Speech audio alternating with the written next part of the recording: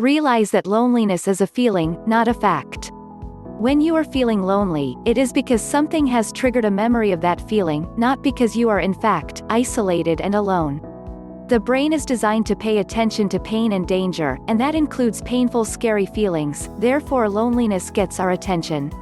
Reach out because loneliness is painful and can confuse you into thinking that you are a loser, an outcast. You might react by withdrawing into yourself, your thoughts, and your lonely feelings, and this is not helpful. At its best, anticipation of loneliness might motivate us to reach out and cultivate friendships, which is the healthiest thing to do if you are sad and alone. When you are a child, and your sadness causes you to cry, you may evoke a comforting response from others. If you're an adult, not so much. Notice your self-deflating thoughts. We often create self-centered stories to explain our feelings when we are young. It is not unusual for children to assume that there is something wrong with them if they are not happy. If they are lonely and sad, children may assume other people don't like them when this is rarely the case. Make a plan to fight the mental and emotional habits of loneliness. If you realize you are dealing with an emotional habit, you can make a plan to deal with loneliness. Since healthy interaction with friends is good, make some effort to reach out to others to initiate conversation and FaceTime even when your loneliness and depression are telling you not to. Yes, it is work, but it is worthwhile, just like exercising is worthwhile even when you are feeling tired or lazy. Focus on the needs and feelings of others, the less attention on your lonely thoughts and feelings. I can walk down the street thinking about myself, my loneliness and the hopelessness of it all, staring at the sidewalk and sighing to myself.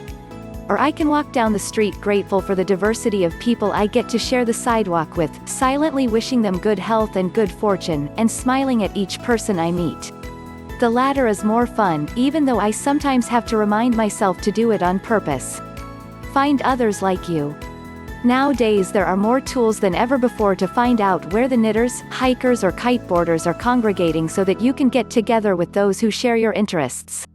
This makes it much easier to identify groups with which you will have something in common, a natural basis for beginning a friendship.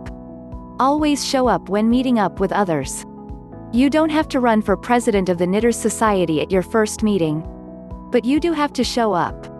I have been telling others to practice yoga for 20 years and promising I would do it myself for just as long, but except for the occasional coincidental yoga offering at a retreat, I didn't take the trouble of finding a class one could attend regularly until a month ago. Now I am enjoying it and it wasn't that hard. I have put a reminder in my phone to resign from the Procrastinators Society. Be curious, but don't expect perfection or applause. Each time you show up as an experiment, a micro-adventure in social bonding. If you are curious about and interested in others, they will be attracted to you because you are giving them attention. So you will get attention in return. Curiosity about others also takes your focus away from those painful feelings that tend to make you hide and sulk. Kindness goes a long way. There's nobody here but us chickens. This is one of my favorite lines from The Lazy Man's Guide to Enlightenment by Thaddeus Golas. Underneath the impressive facades of the high flyers are the same set of emotions we all are born with. Celebrities suffer from stage fright and depression too. Be persistent even if a particular group does seem to be a dead end for you, try another. AA and Al-Anon recommend that everyone try 6 different groups to find one that suits you best. If you are persistent, challenging the assumptions and feelings that tell you to give up and resign yourself to a life of loneliness, and showing up and being curious and kind to others in more and more groups, the odds are in your favor.